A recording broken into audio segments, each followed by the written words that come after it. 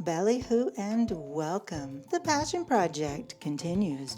My name is Remedy Robinson, and this is an appreciation. This is an exploration of linguistics, language, and the quirks of elocution as framed by the peerless poetry of the modern day master, Elvis Costello.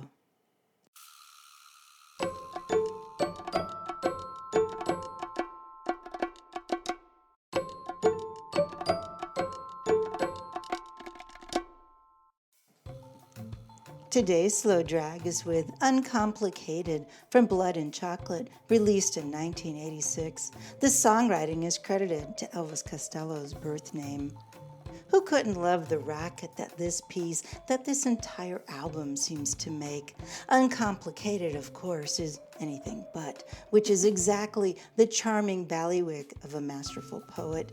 It's unusual to start a slow drag by placing a song in time and place, to be sure, but I feel this piece in particular carries a sharp implication that can't be ignored. It's the first track of a tumultuous album that, in retrospect, is the frenetic, rickety swan song denoting an end of an era. In the commission of doing a slow drag with this piece, two overriding themes immediately jump out: subterfuge and prosody, which, much to my utter delight, brings together the tenets of both poetry and linguistics. It's a match made in podcast heaven.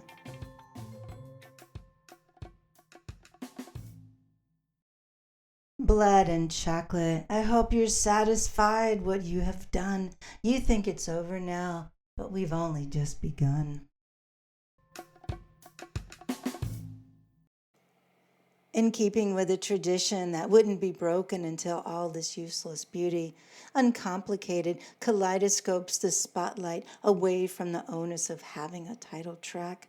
The juxtaposition of blood and chocolate, the physical manifestation of pleasure and pain, are two brutal and chaotic symbols to express the sweet and the bitter, the beautiful and the ugly.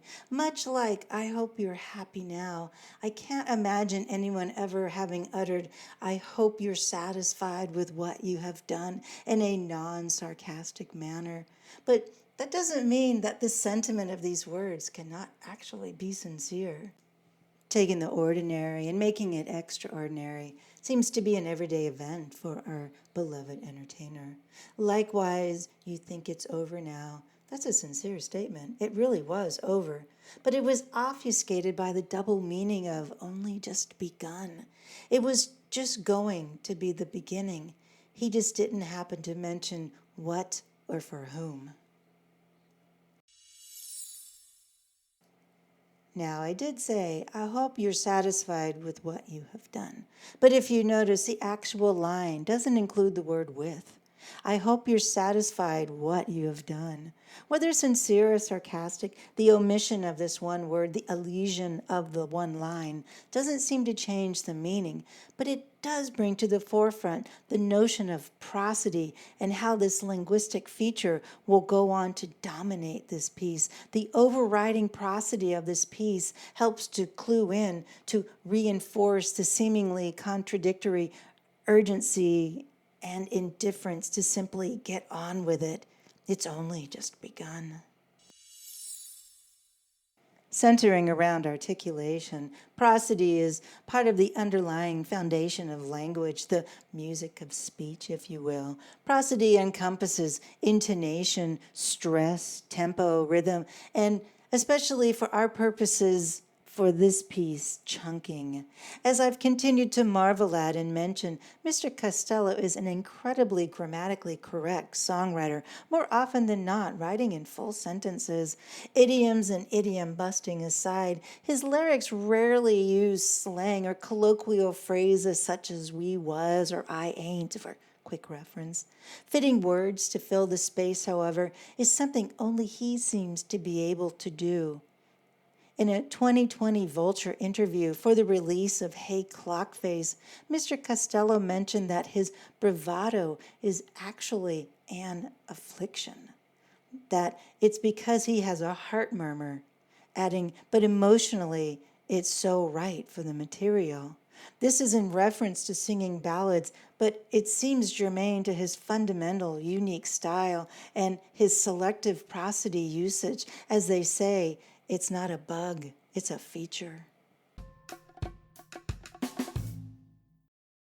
I asked for water, and they gave me rosé wine, a horse that knows arithmetic, and a dog that tells your fortune. In keeping with the motif of articulation, in the liner notes of the 1989 release of Girls, Girls, Girls, Mr. Costello was quoted. Wow, 2 Elvis Costello quotes in one slow drag. It's unheard of. He wrote, quote, I asked for water in a Parisian bar. My French was not working any miracles. They gave me rosé wine. That's how the trouble begins, unquote. I mention this as a possible explanation of the nonsense and the absurdity that follows. I can't quite put my finger on the fortune-telling dog. Maybe you can. Let me know. I just hope against hope that the horse in question is Clever Hans, an early 20th century German horse you might have heard of, a vaunted horse that astounded audiences with his incredible intelligence that he displayed by tapping his hoof to answer questions, until it was discovered that his math and other skills were down to simply responding to very subtle, probably involuntary cues from his handler, Wilhelm von Osten. This is considered to be an early example of experimental design in behavioral psychology. I love the reference, the imagery, and perhaps the subterfuge of a deeply coded message being sent, a peek behind the curtain, if you will, of the magic created by the attractions. This is pure speculation on my part, which feels weird, as I'm not here to interpret, just admire. So to coin a phrase, I'd better have my fun before it moves along. So, as the chorus in this piece goes, it's in your eyes, uncomplicated.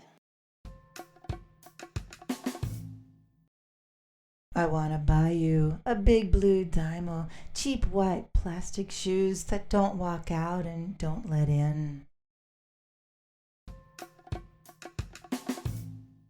Here's another great example of prosody and subterfuge.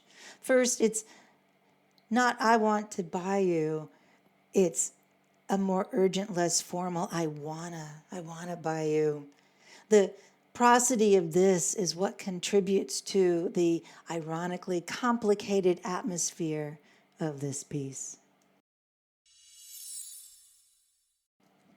There is simply no written reference that I could find that uses the word diamond. If you find one, let me know. But every instance of the written lyrics uses a big blue D-I-A-M-E-L, dymo, which is not a word, merely the inference of important jewelry. Poor prosody? Maybe. Followed up by cheap white plastic shoes, however, dymo, whatever it is, keeps right in step with the wobbly tone being set. The first part makes perfect sense, the shoes that don't walk out. A lovely sentiment, but I love pondering what don't let in means. Just another example of how, with all its zigzags and imponderables, Mr. Costello's work is forever destined to remain fresh and pleasingly confounding. I want to show you how I love you. When you're over me, there's no one above you. The clipped prosody continues with another wanna and 2 contractions, your and theirs. The piece might sound completely different if all these words were enunciated differently. As it stands, however, the tone continues to be consistent and insistent using this device. The word you appears 4 times in the 18 words in this verse, creating a sort of rhyming echo chamber of urgency. A lesser poet might not have the courage to do what Mr. Costello does. As for the last two lines in this verse, well, I'm just happy I'm able to recognize that they might be dirty, as I tend to miss the saucier and baser double entendres for want of deeper profundity. I do admire his use of pronouns, though, over and above. Typically, synonyms in this respect act in opposition or contradiction to each other. You think it's over now, but this is only the beginning. Another contraction. It's to round out our dive into clipped prosody, along with the misdirection, the subterfuge, the flat out falsehood, though with perfect enunciation, of this is only the beginning, as we now know.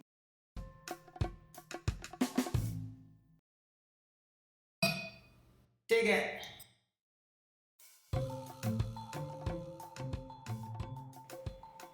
Again, this has been a slow drag with Uncomplicated from 1986's Blood and Chocolate.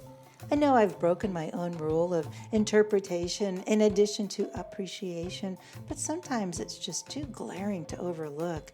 I feel so indulgent with this slow drag, but come on, this is a clever sleight of hands misdirection breakup song, if ever there were one. The urgency is matched only by its indifference.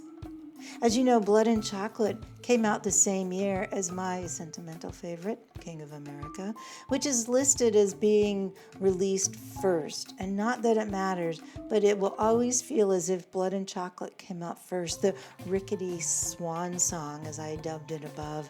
Yes, we'll always have brutal youth, but isn't that the exception that proves the rule? Like maybe a building thrown up overnight in one of those reverse earthquakes. But that's for another slow drag bedtime story. Other precious gems from Blood and Chocolate you'll enjoy a slow drag with are episodes 1.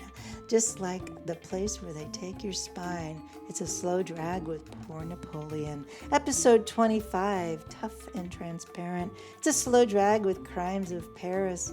Episode 51, Blue Becomes You. It's a slow drag with Blue Chair. Episode 67, Like a Matador. It's a slow drag with I Hope You're Happy Now. Episode 90, This Velvet Line Purgatory, a slow drag with Next Time Round. And episode 112, I Wouldn't Sneak a Peek. That's a slow drag with Honey, Are You Straight or Are You Blind?